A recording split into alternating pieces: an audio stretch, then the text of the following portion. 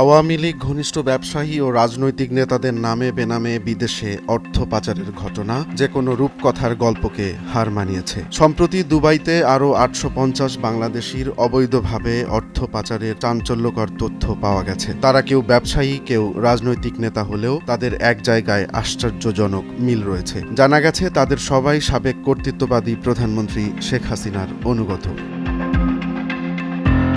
পাচার করা অর্থ ফেরাতে অন্তর্বর্তী সরকার ইতোমধ্যেই আন্তর্জাতিক সংস্থাগুলোর দ্বারস্থ হয়েছেন। চলছে অভ্যন্তরীণ তদন্ত। তবে আকাশছোঁয়া বিলাসবহুল অট্টালিকার শহর দুবাইয়ে শেখ হাসিনার ঘনিষ্ঠজনদের অর্থ পাচারের ফিরিস্তি যেন স্তম্ভিত করেছে সবাইকে।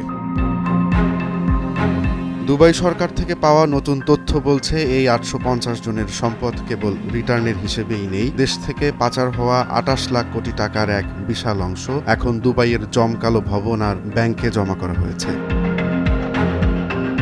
শুধু সাবেক মন্ত্রী জাভেদের কথাই ধরা যাক, তার রিটার্নে ১৮ কোটি টাকার সম্পদের হিসাব, অথচ যুক্তরাজ্য ও দুবাই মিলে তার দখলে রয়েছে অন্তত ৮৩৬৭ কোটি টাকারও বেশি সম্পদ। এদিকে পাচার হওয়া এসব অর্থের তথ্য সংগ্রহে বিভিন্ন সময়ে বাধা দেওয়ার অভিযোগ এসেছে। দেশের সাব রেজিস্ট্রি অফিসগুলোর অসহযোগিতা টাস্কফোর্সের কাজকে আরও কঠিন করে তুলেছে। এক সন্দেহভাজনের ক্ষেত্রে গাজীপুরের বালামবই ঘেটে পাওয়া গেছে ৭০টি সম্পত্তির তালিকা, অথচ অফিস থেকে শূন্য প্রতিবেদন পাঠানো হয়েছিল। এ যেন দুর্নীতির জালে মোড়ানো এক অন্ধকার চক্রের কিলবিল করার চক্রান্ত। শেখ হাসিনার শাসনামলে পাচার হওয়া $২৩৪ বিলিয়ন এর সবচেয়ে বড় উদাহরণ। শেখ হাসিনার নেতৃত্বে গত ১৫ বছরে পরিকল্পিত লুটপাটের ফলে দেশের অর্থনীতি এখন কার্যত রুগ্ন হয়ে পড়েছে। অন্যদিকে আওয়ামী দুর্বৃত্তায়নের মাধ্যমে বিদেশে পাচার করা বিপুল বিত্ত বৈভব আর বিলাসবহুল জীবনযাপন এই দুর্নীতির চিত্রকে যেন চোখে আঙুল দিয়ে দেখিয়ে দিয়েছে।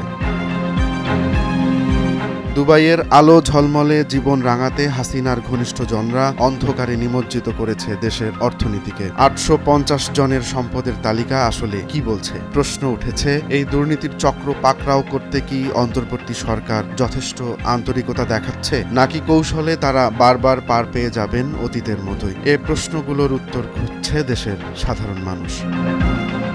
রোমান্স তালুকদার, নয়া দিগন্ত।